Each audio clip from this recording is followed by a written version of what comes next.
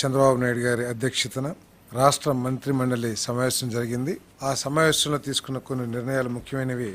Andhra Pradesh public security act 1992 section 3 ప్రకారం communist party of India, Maoist మరియు revolutionary democratic front వాటి అనుబంధ సంస్థలపై ప్రస్తుతం ఉన్న నిషేధాన్ని మరో ఏడాది పాటు పొడిగిస్తూ చేసిన ప్రతిపాదనని రాష్ట్ర మంత్రి మండలి ఆమోదించింది. దీనికి కారణం ఏంటంటే వామపక్ష భావజాలాన్ని ప్రచారం చేస్తూ ఘర్షణ వాతావరణాన్ని తెరదీయటం, రాష్ట్ర ప్రభుత్వ కార్యక్రమాలకి వ్యతిరేక ప్రచారం చేయటం, అదేవిధంగా ప్రభుత్వ ప్రైవేట్ ఆస్తులకి నష్టం కలిగించటం, కొన్ని శాంతి భద్రతలకి విఘాతం కలిగించే పరిస్థితులు ఉండటం మూలంగా వీటి మీద ఉన్న ఇప్పటికీ ఉన్న నిషేధాన్ని మరొక సంవత్సరం పొడిగించడం జరిగిందని చెప్పేసి పొడిగిస్తూ నిర్ణయం తీసుకోవడం జరిగిందని చెప్పేసి మనం చేస్తాం. 2, పశుసంవర్ధక శాఖకు సంబంధించి 18/8/2021 తేదీన జారీ చేసిన జీవో నెంబర్ 217 మరియు ఫిషరీస్ డిపార్ట్మెంట్ కి సంబంధించిన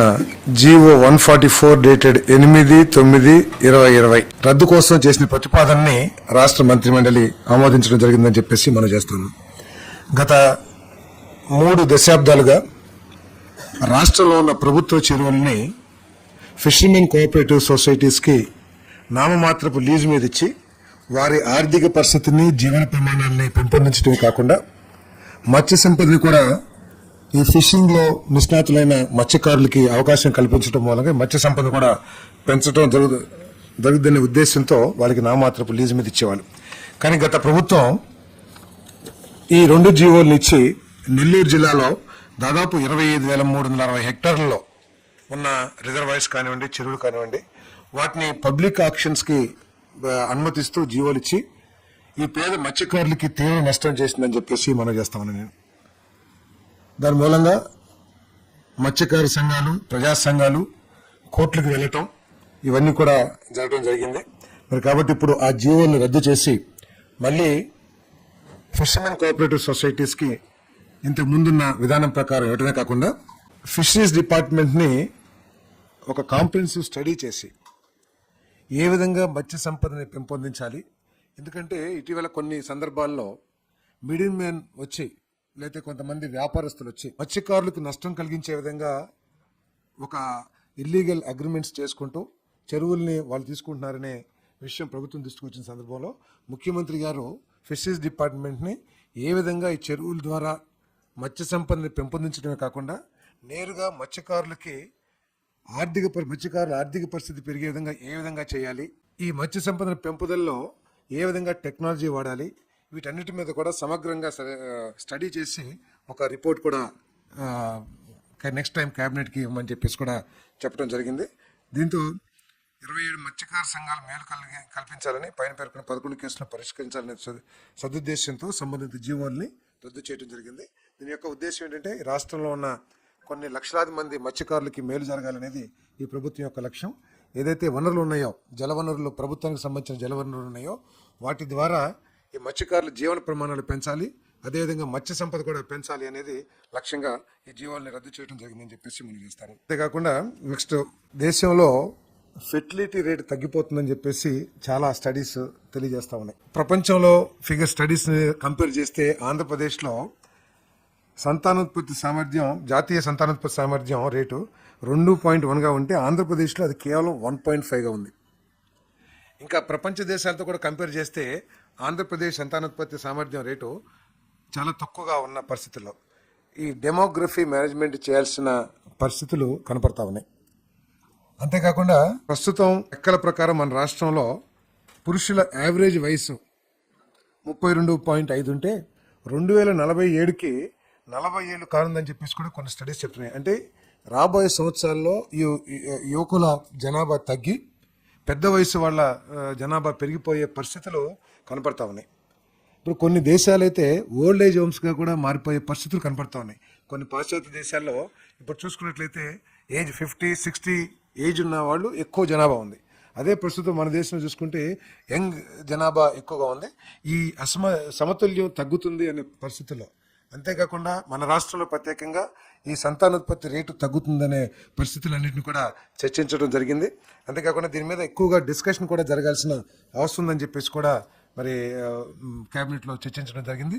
దీన్ని దృష్టిలో పెట్టుకొని ఇంతకుముందు మున్సిపల్ పురపాలక పరిపాలన మరియు పట్టణాభివృద్ధి శాఖలో ఉన్న 2 పిల్లలకి మించి ఉన్నవారు మున్సిపల్ కార్పొరేషన్ మరియు మున్సిపాలిటీ ఎన్నికల్లో పోటీ చేయటం మరియు సభ్యులకి కొనసాగడాన్ని నిషేధిస్తూ ఆంధ్రప్రదేశ్ మున్సిపల్ కార్పొరేషన్ చట్టం 1955 మరియు ఆంధ్రప్రదేశ్ మున్సిపాలిటీ చట్టం 1965లో చేసిన చట్ట సవరణల రద్దు కోసం ఏదైతే ప్రతిపాదన చేశారో దాన్ని రాష్ట్ర మంత్రిమండలి ఆమోదించిందని చెప్పేసి మనం చేస్తాం. నేను అదేవిధంగా పంచాయతీరాజ్ మరియు గ్రామీణాభివృద్ధి శాఖలో కూడా ఇటువంటి చట్టమే ఉంది. 2 పిల్లలకు మించి ఉన్నవారు పంచాయతీ ఎన్నికల్లో పోటీ చేయడం మరియు సభ్యులను అనర్హులుగా ప్రకటిస్తూ ఆంధ్రప్రదేశ్ పంచాయతీరాజ్ చట్టం 1994లోని సెక్షన్ 19కు చేసిన సవరణను రద్దు చేసేందుకు చేసిన ప్రతిపాదనని మంత్రిమండలి ఆమోదించడం జరిగింది. ఎందుకంటే 1980, 1990 ఆ డికేట్స్లో జనాభా పెరిగిపోతుందనే ఉద్దేశంతో కానివ్వండి, లేకపోతే వనరుల డిస్ట్రిబ్యూషన్లో ఉన్న సమస్యలు కానివ్వండి, వీటన్నిటిని దృష్టిలో పెట్టుకుని ఆ రోజు 2 కంటే ఎక్కువ మంది ఉంటే జిల్లా పరిషత్లో లోకల్ బాడీస్లో పోటీ చేసేదానికి అనర్హత వచ్చే విధంగా చట్టాన్ని సవరించడం జరిగింది. మరి ఈరోజు 30 ఏళ్ల పాటు అమలుపరిచిన ప్రభుత్వం సంతానోత్పత్తి రేటు, పనిచేయగల సామర్థ్యం ఉన్న జనాభా గణనీయంగా తగ్గుతున్న నేపథ్యంలో పిల్లల సంఖ్యపై నిషేధం అనవసరమని భావిస్తూ పంచాయతీరాజ్ గ్రామీణాభివృద్ధి శాఖ ప్రతిపాదన చేసిన ఈ సవరణకు మంత్రిమండలి ఆమోదం తెలియజేసింది. తర్వాత ఫేజ్ 1 కింద నేషనల్ మెడికల్ కమిషన్ నిబంధనలకు అనుగుణంగా విజయనగరం, రాజమహేంద్రవరం, ఏలూరు, మచిలీపట్నం, నంద్యాలలో 150 సీట్లతో నిర్మించిన నూతన వైద్య కళాశాలకు సంబంధించి గతంలో మంజూరైన పోస్టులకు అదనంగా 380 పోస్టులు భర్తీ చేపట్టాలన్న ప్రతిపాదనను కూడా మంత్రిమండలి ఆమోదించిందని చెప్పేసి తెలియజేస్తాను. ఫేజ్ 2 కింద పాడేరు, మార్కాపూర్, పులివెందుల, ఆదోని మరియు మదనపల్లిలో నిర్మించిన నూతన వైద్య కళాశాలలో 24-25 విద్యా సంవత్సరంకు సంబంధించి 100 సీట్లతో మొదటి సంవత్సరం ఎంబీబీఎస్ కోర్సును ప్రారంభించడానికి అనుమతి కోరుతూ చేసిన ప్రతిపాదన కూడా కేబినెట్ ఆమోదించిందని చెప్పేసి మనం చేస్తాం. నేషనల్ మెడికల్ కమిషన్ నూతన నిబంధనల అవసరాలకు అనుగుణంగా నిర్ణయం తీసుకోవడం జరిగింది. ఈ సందర్భంగా గుజరాత్లో ఉన్న పీపీపీ మోడల్ను అధ్యయనం చేయాల్సిందిగా కూడా ముఖ్యమంత్రి గారు సంబంధిత శాఖ అధికారులను, మంత్రి గారిని కూడా ఆదేశించడం జరిగిందని చెప్పేసి మనం చేస్తాను.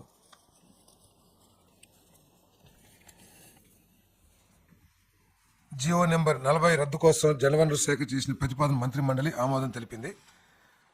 11/5/23 నాడు జారీ చేసిన జియో నెంబర్ 40 ప్రకారం నంద్యాల జిల్లా సున్నిపెంట గ్రామ పంచాయతీకి కేటాయించిన 280.74 ఎకరాల భూమిని రద్దు చేస్తూ ఆ భూమిని తిరిగి నీటిపారుదల శాఖకు బదలాయించే ప్రతిపాదనను రాష్ట్ర మంత్రిమండలి ఆమోదం చేసింది. ఈ భూమిని అన్ని చట్టాలని, అంటే అటవీ చట్టాలని, వాటన్నిటిని కూడా పరిగణలో తీసుకుని రాబోయే రోజుల్లో అక్కడ శ్రీశైలం ప్రాంత అభివృద్ధి కోసం చేసిన మాస్టర్ ప్లాన్కి వినియోగించుకోవాలని చెప్పేసి కూడా సూచన చేయడం జరిగింది. ఎందుకంటే ఒక మాస్టర్ ప్లాన్ ఇప్పటికే శ్రీశైలం దేవాలయాన్ని అభివృద్ధి చేయాలనే ఉద్దేశంతో మాస్టర్ ప్లాన్ ఇప్పటికే తయారు చేయడం జరిగింది. దీన్ని ఈ భూమిని కూడా వాడుకొని దాన్ని అభివృద్ధి చేయడం కోసం ఈ నిర్ణయం తీసుకోవడం జరిగిందని చెప్పేసి మనం చేస్తున్నాం. ఇది సున్నిపేట పంచాయతీకి ఇవ్వడం జరిగింది, గ్రామ పంచాయతీకి.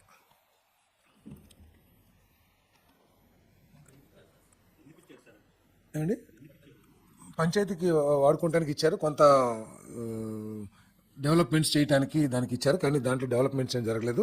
దాన్ని గ్రాప్ చేస్తానికి కూడా కొంత ఆలోచన జరిగిందని చెప్పేసి సమాచారం ఉంది. అక్కడ భూమి కూడా, ఎందుకంటే ఫారెస్ట్, ఇంకో సైడు వాటర్ ఉంది కాబట్టి ఉన్న భూమిని వినియోగించుకొని శ్రీశైలం దేవస్థాన పరిధిని పెంచడమే కాకుండా బాగా అభివృద్ధి చేయాలి. ఎందుకంటే ఆ దేవస్థానానికి ఉన్న ప్రాసెసింగ్ కానివ్వండి, ప్రజల నమ్మకం కానివ్వండి, ఆ దేవస్థానాన్ని అభివృద్ధి చేయడానికి వినియోగించుకోవాలని చెప్పేసి నిర్ణయం తీసుకున్నది. మరి 2014-19 మరియు 2019-24 మధ్య ఎక్సైజ్ పాలసీలు మరియు వే ఫార్వర్డ్ మదింపు కోసం మంత్రిమండలిలో చర్చ జరిగింది. 2014-19తో పోలిస్తే ప్రస్తుత పాలసీ ఫ్రేమ్వర్క్ లోపభూయిష్టంగా, పారదర్శకంగా లేకుండా ఉండటం, అంతేకాకుండా పర్యవేక్షణలో కూడా అనేక విఫలమైన పునర్నిర్మాణం, నేరాలు మరియు ఆదాయ నష్టాలు పెరుగుదలకు దారితీశాయి. రానున్న నెల రోజుల్లో ఎక్సైజ్ శాఖను మెరుగైన పర్యవేక్షణ మరియు నియంత్రణకై ఏకీకృత పరిపాలన విధానం కిందకు తెచ్చేందుకు ఎక్సైజ్ శాఖను పునర్నిర్మించేందుకు ప్రతిపాదించడం జరిగింది. మద్యం రిటైల్ అమ్మకాలు, ప్రొక్యూర్మెంట్, క్వాలిటీ కంట్రోల్, ధరల నిర్ధారణకు విధానాలకు సంబంధించి ఇతర రాష్ట్రాలు, ముఖ్యంగా వేరే రాష్ట్రాల్లో ఎక్కడైతే మెరుగైన పాలసీలు ఉన్నాయో వాటి మీద స్టడీ చేయమని చెప్పేసి కూడా మరి మన ఆదేశించడం జరిగింది. దానికి సంబంధించి అధికారులందరూ కూడా వివిధ రాష్ట్రాల్లో పర్యటించి ఏ రాష్ట్రంలో అయితే మెరుగైన పాలసీ ఉందో ఆ పాలసీని అడాప్ట్ చేయాలని చెప్పేసి కూడా ఆలోచన చేయడం జరిగింది. అంతేకాకుండా గత ప్రభుత్వం చేసిన సరఫరా చేసిన బ్రాండ్స్ కానివ్వండి, వాటన్నిటి మూలంగా ప్రజల ఆరోగ్యం దెబ్బతిందని, అదే లివరు, కిడ్నీస్ ఇవన్నీ కూడా దెబ్బతినాయి అని చెప్పేసి కొన్ని సర్వేస్ కానివ్వండి, మరి కొన్ని స్టడీస్ కానివ్వండి చాలా క్లియర్గా తెలియజేస్తూ ఉన్నాయి. దాన్ని దృష్టిలో పెట్టుకుని క్వాలిటీ మీద ప్రత్యేక పర్యవేక్షణ ఉండే విధంగా దేశంలో ఉన్న మెరుగైన బ్రాండ్స్ అన్నీ కూడా, ఎందుకంటే ఆరోగ్యానికి అత్యంత ప్రాధాన్యతనిచ్చి అన్ని టెస్టులు కూడా కండక్ట్ చేసి మెరుగైన బ్రాండ్స్ని తీసుకురావాలని చెప్పేసి సూచించడం జరిగింది. మరి సెప్టెంబర్ 5, 24 నాటికి ఆమోదం ప్రక్రియ పూర్తి చేసి 1 అక్టోబర్ 2024 నుండి కొత్త మద్యం విధానం అమల్లోకి వస్తుందని చెప్పేసి మనం చేస్తాను. కొత్తగా అమల్లోకి రానున్న నూతన మద్యం విధానంలో రాష్ట్రంలోకి అక్రమ మద్యం రవాణా, గంజాయి, నాన్ డ్యూటీ పెయిడ్ మద్యం ప్రవేశించకుండా కట్టుదిట్టమైన చర్యలు తీసుకోవడం జరుగుతుంది. అంతేకాక అల్పాదాయ వర్గాల వారికి అందుబాటు ధరలకు నాణ్యమైన మద్యాన్ని అందుబాటులో ఉండేందుకు అవకాశం కలిగించే విధంగా పాలసీ ఉండబోతుందని చెప్పేసి కూడా మనం చేస్తాను. మరి అదేవిధంగా గత ప్రభుత్వం ఫెయిల్యూర్ మూలంగా గత ప్రభుత్వం అనుసరించిన మరి లోపభూయిష్టమైన ఎక్సైజ్ పాలసీ మూలంగా IMFL మద్యం అమ్మకాలు 232 లక్షల కేసులకు, బీరు అమ్మకాలు 436 లక్షల కేసులకు పడిపోవడంతో రాష్ట్ర ప్రభుత్వానికి 2019-24లో మధ్యన 18,860 కోట్లు నష్టం వాటిల్లింది. అంటే కేసెస్ తగ్గినాయి కాదు, ఇక్కడ ఏంటంటే ఇతర రాష్ట్రాల నుంచి మద్యం మన రాష్ట్రంలోకి రావడం మూలంగా, ఎందుకంటే సరైన బ్రాండ్లు కానివ్వండి లేదా అత్యధిక రేట్లకి ఒకప్పుడు 60 రూపాయలు 70 రూపాయలు ఉన్న చీప్ లిక్కర్ని ఈ 2019-24 మధ్యలో 120 నుంచి 200 రూపాయలకి అమ్మటం మూలంగా బయట నుంచి పక్కన మన బార్డర్ స్టేట్స్ ఏదైతే ఉన్నాయో తెలంగాణ కానివ్వండి లేదా కర్ణాటక కానివ్వండి తమిళనాడు కానివ్వండి అక్కడి నుంచి ఎక్కువగా నాన్ డ్యూటీ పెయిడ్ లిక్కర్ అవన్నీ రావటం మూలంగా మనకు దాదాపు 18,860 కోట్లు నష్టం వాటిల్లని చెప్పేసి మనం చేస్తాను. మరి అదేవిధంగా గత ప్రభుత్వం మద్యం అమ్మకాలు సప్లై చేయని ఉత్పత్తి నుంచి రిటైల్ అమ్మకాల వరకు కూడా గుత్తాధిపత్యం, అంటే వాళ్ళకి కావాల్సిన కొన్ని కంపెనీలని, అంటే దేశవ్యాప్తంగా లేకపోతే గతంలో అమల్లో ఉన్న బ్రాండ్స్ అన్నింటినీ కూడా వాటికి ఏదో ఒక విధంగా నష్టం కలిగించి మార్కెట్ నుంచి మన రాష్ట్ర ప్రభుత్వం మార్కెట్ నుంచి బయటికి పంపించేసి వాళ్ళకు కావాల్సిన కొన్ని బ్రాండ్లు మాత్రమే మార్కెట్ చేసి స్వార్థంతో ప్రజలకి నష్టం చేయటమే కాకుండా రాష్ట్ర ప్రభుత్వానికి కూడా నష్టం చేశారని చెప్పేసి మనం చేస్తాను. నాణ్యత లేని మద్య అమ్మకాలతో లక్షలాది మంది ప్రజల ఆరోగ్యం ప్రతికూల ప్రభావం చూపించింది. వీటన్నిటిని కరెక్ట్ చేస్తూ పేదవాడి లక్ష్యంగా చేసుకుని, అంటే వారి ఆరోగ్యం దెబ్బతినుకోకుండా పేదవాడి ఆర్థిక పరిస్థితులు దృష్టిలో పెట్టుకుని ఒక మంచి పాలసీ తీసుకురావాలని చెప్పేసి ప్రభుత్వం ఆలోచన చేస్తుంది. 1 అక్టోబర్ 2024 నుంచి కొత్త పాలసీ అమల్లోకి రాబోతుందని చెప్పేసి మనం చేస్తాం.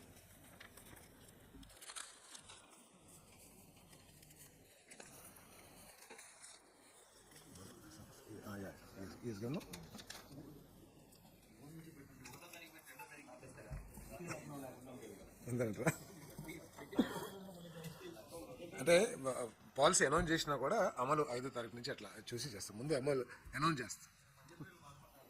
దేనికి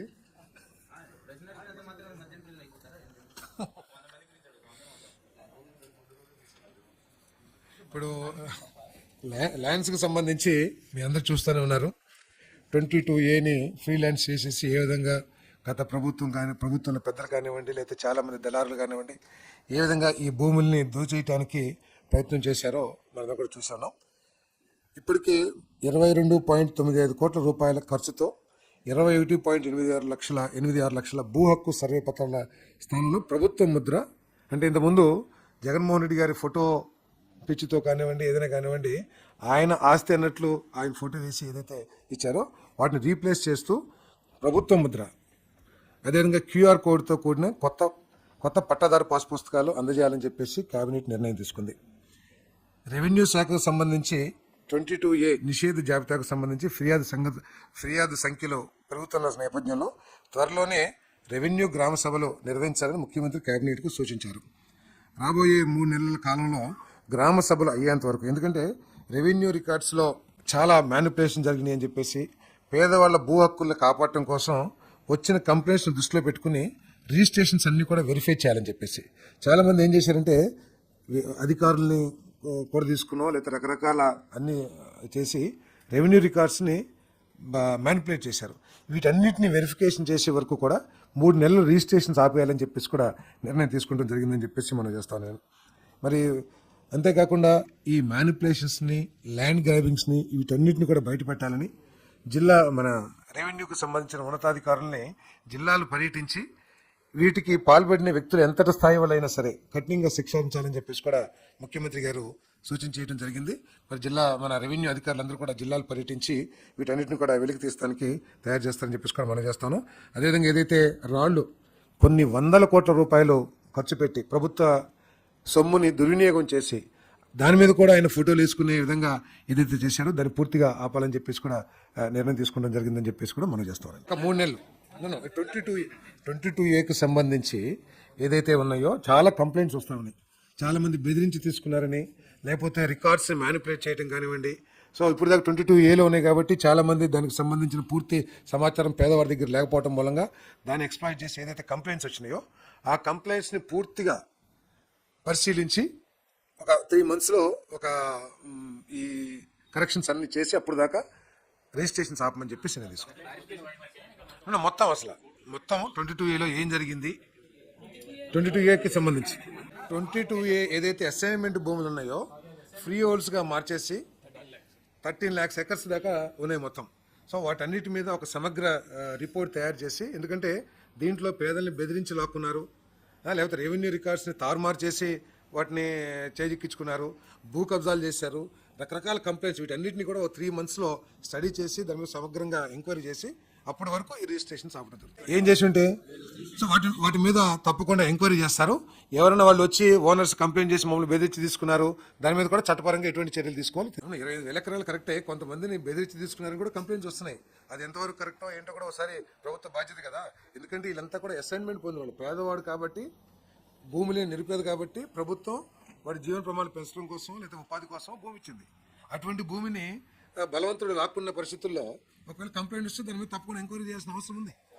అంటే ఖాళీగా ఉన్న రాళ్ళ మీద తీసేస్తారని అంటారు. ఖాళీ ఇంకా పెగ్గింగ్ చేయని రాళ్ళు ఉన్నాయి కదా, వాటిని వాడరని చెప్పి చెప్తే నిర్ణయించుకోవాలి. గ్రానైట్ అది కూడా గెలాక్సీ 2 అని కూడా స్పెసిఫికేషన్ ఇచ్చారని చెప్పి చెప్తారు. అదే సెకండ్ ఫేజ్లో ఉన్న కాలేజెస్ని మన గుజరాత్లో ఉన్న ఏదైతే PPP మోడల్ ఉన్నాయో దాన్ని స్టడీ చేసి ఏ విధంగా చేయాలని నెక్స్ట్ క్యాబినెట్కి తీసుకురావడం జరుగుతుంది. 24-25కి 100 seatsతో స్టార్ట్ చేస్తాం. 24-25లో ఇచ్చిన వాటిలో 24-25 స్టార్ట్ చేస్తాం. పాలసీ అందరికీ దేశంలో ఎక్కడైతే బెస్ట్ పాలసీ అమలు అవుతా ఉందో ఆ పాలసీని అడాప్ట్ చేస్తాం. ప్రజల ఆరోగ్యం అత్యంత ముఖ్యం, క్వాలిటీ ముఖ్యం, ప్రజలు ఆమోదించిన బ్రాండ్స్ని ఈ రాష్ట్రంలోకి తీసుకురావాలని ముఖ్యం. స్వార్థం కానీ లేకపోతే గుత్తాధిపత్యం కానీ ఉండకోకుండా అన్ని బ్రాండ్స్కి దేశంలో లేకపోతే మన రాష్ట్రంలోనే గతంలో ఏదైతే అందుబాటులో ఉన్న బ్రాండ్స్ ఉన్నాయో ఆ బ్రాండ్స్ అన్నింటినీ తీసుకురావటం, పేదవాడి ఆర్థిక పరిస్థితిని కూడా పరిగణలో తీసుకుని మరి రేటు ధరలు నిర్ణయించడం, ఇవన్నీ కూడా అంటే పాలసీ ఇంకా ఫైనలైజ్ కాదు కదా, దాంట్లో తెలుస్తుంది ఎవరు రన్ చేసేది ఏంటిది. ఏమండి నెక్స్ట్ ఇంకా కొన్ని పరిస్థితులు ఉన్నాయని చెప్పేసి కొన్ని ప్రాంతాల్లో, ప్రత్యేకంగా కొన్ని జిల్లాల్లో, రాష్ట్రం అంతా ఒకప్పుడైతే రాష్ట్రంలో అన్ని జిల్లాల్లో కూడా ఉన్నట్లు మనందరం కూడా మనకి ఎక్స్పీరియన్సెస్ ఉన్నాయి. కానీ ఇప్పటికి కూడా కొన్ని జిల్లాల్లో ఉన్నాయి కాబట్టి ఇంకొక 1 year ఎక్స్టెండ్ చేయాలి. అదే దాంట్లో పాలసీలు డిసైడ్ చేస్తాం. అంటే బ్రాండ్ని బట్టి ఇప్పుడు 60 రూపాయలు 70 రూపాయలు 2014-19లో ఉన్నాయి. Now we're in 24-25. ఈ లోపల ధరలు పెరుగుంటాయి. వీటన్నిటిని దృష్టిలో పెట్టుకుని పాలసీలో రేట్లు కానివ్వండి, అది ప్రైవేట్ షాప్స్ నుంచా లేకపోతే గవర్నమెంట్ షాప్ నుంచి పాలసీ అంతా కూడా చేస్తాం. బట్ మా ఉద్దేశం ఏంటంటే ఏదైతే ఆరోగ్యానికి కూడా హానికరంగా తయారైన మద్యం బ్రాండ్స్ని ఈ రాష్ట్రంలో కొనసాగించకూడదు. ఏ బ్రాండ్ వచ్చినా కూడా ఆ క్వాలిటీని అన్ని విధాలు కూడా అందుబాటులో ఉన్న అన్ని టెస్టింగ్ మెథడ్స్ని వాడి దాని క్వాలిటీని మాత్రం ఎన్ష్యూర్ చేసుకోవాలి. ఎందుకంటే ప్రజల ఆరోగ్యానికి తర్వాత చెప్తాం. అదే ఏమండి, లిక్కర్ సేల్స్ పెంచడం కాదు, ఇల్లీగల్ లిక్కర్ కానివ్వండి, లేదా ఇతర రాష్ట్రాల నుంచి తీసుకొచ్చేసి ఇక్కడ అమ్ముకుంటాం కానివ్వండి, లేదా పేదవాళ్ళని దోచేసే విధంగా కానివ్వండి, ఇవన్నీ వండుకోకుండా పాలసీ. ఇప్పుడు 200 రూపాయలు ఏ విధంగా లాస్ అయ్యాం మనం? ఇతర రాష్ట్రాల నుంచి మద్యం ఈ రాష్ట్రంలో అమ్ముకుంటాం మూలంగా మన రాష్ట్రంలో చేయాల్సిన వ్యాపారం ఇతర రాష్ట్రాలకు సంబంధించిన మందుతో వ్యాపారం జరిగింది కాబట్టి నష్టపోయాం మనం. డీ అడిక్షన్ సెంటర్స్ కూడా పెంచుతాం. పాలసీలో భాగంగా డీ అడిక్షన్ సెంటర్స్ కూడా పెంచాలని చెప్పేసి కూడా చర్చకొచ్చింది. తప్పకుండా డీ అడిక్షన్ సెంటర్స్ పెంచుతాం. మద్యం అమ్మకాలను పెంచాలనేది లక్ష్యం కాదు. ఈ ప్రభుత్వం యొక్క లక్ష్యం క్వాలిటీ మందు, అదేవిధంగా పేదవాడి ఆర్థిక పరిస్థితులు దృష్టిలో పెట్టుకుని ఐడి లిక్కర్, గంజాయి, ఈ డ్రగ్స్, ఎందుకంటే ఎప్పుడైతే కాస్ట్లీ అయిపోయిందో మందు, పేదవాడు తక్కువ ధరకు అందుతున్న గంజాయికి కానివ్వండి లేదా ఇంకా ఇతర మార్గాలకి అలవాటు పడుతున్నారు కాబట్టి వాటన్నిటిని నిరోధించే దిశలో కూడా ఈ పాలసీ ఉండిపోతాం.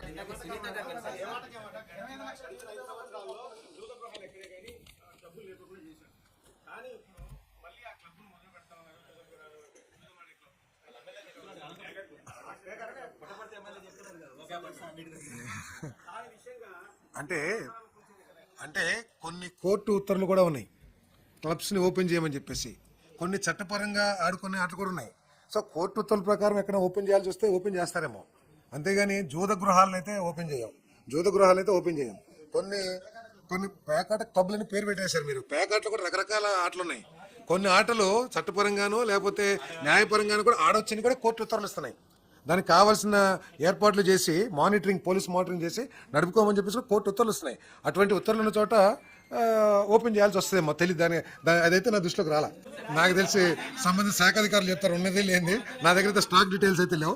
కొంచెం ఏదైతే మంత్రిమండలిలో డిస్కస్ చేసామో, మంత్రిమండలిలో జరిగిన డిస్కషన్ యొక్క స్ఫూర్తిని, వాటి డెలిబరేషన్స్ మాత్రం నేను చెప్పగలను. ఏమండి, దాని గురించి చర్చించేలా. కానీ ఫెర్టిలిటీ రేట్ తగ్గిపోతుంది అనేది మాత్రం అర్థం చేసుకోవాల్సిన విషయం. ఇదేదో దాచుకోవాల్సిన విషయం కాదు. ఇది రాష్ట్ర భవిష్యత్తుకి, దేశ భవిష్యత్తు సంబంధించి డిస్కస్ చేయాలి, డిబేట్ చేసి ఎందుకు ఫెర్టిలిటీ రేట్ తగ్గిపోతుంది compare to China, other countries also మన రాష్ట్రంలో తక్కువ ఉంది. సో రాబోయే రోజుల్లో ఇది ఒక డెమోగ్రఫిక్ ఇంబ్యాలెన్స్ కూడా దారితీసే అవకాశం ఉంది కాబట్టి స్టడీ చేయమంటున్నాం. ఏదండి వాళ్ళు ఎన్నికల్లో తప్పకుండా దాని అంతా హెల్త్ పాయింట్ ఆఫ్ వ్యూలో కూడా దాన్ని స్టడీ చేయాల్సిన అవసరం ఉంది. మన కల్చర్ కానివ్వండి, లేకపోతే మన ఫ్యామిలీ సిస్టమ్స్ కానివ్వండి, వీటన్నిటిని కూడా మనం డీటెయిల్గా డిస్కస్ చేయాల్సిన అవసరం ఉంది. ఎందుకంటే ఈరోజు మన స్ట్రెంత్ ఏంటి? వీ హ్యావ్ యంగెస్ట్ పాపులేషన్ ఎక్కువగా ఉన్న దేశాల్లో మన దేశం నెంబర్ 1 స్థానంలో ఉంటుంది. ఇప్పుడు చాలా దేశాలు ఓల్డ్ ఏజ్ హోమ్స్గా మారిపోయినాయి. జపాన్ కానివ్వండి, చాలా దేశాల్లో ఎక్కువ majority of the population 50-60 years వాళ్ళు ఉన్నారు. మన దగ్గర majority of population 25 to 40 years వాళ్ళు ఉన్నారు. కాబట్టి ఇది డెమోగ్రఫిక్ ఇంబ్యాలెన్స్కి స్టడీస్ చెప్తున్నాయి. సో సర్వేస్ చెప్తున్నాయి కాబట్టి దీని గురించి ఒక ఆలోచన చేయాలి. దాంట్లో భాగంగా మేము చట్టాలు వదిలేసాం.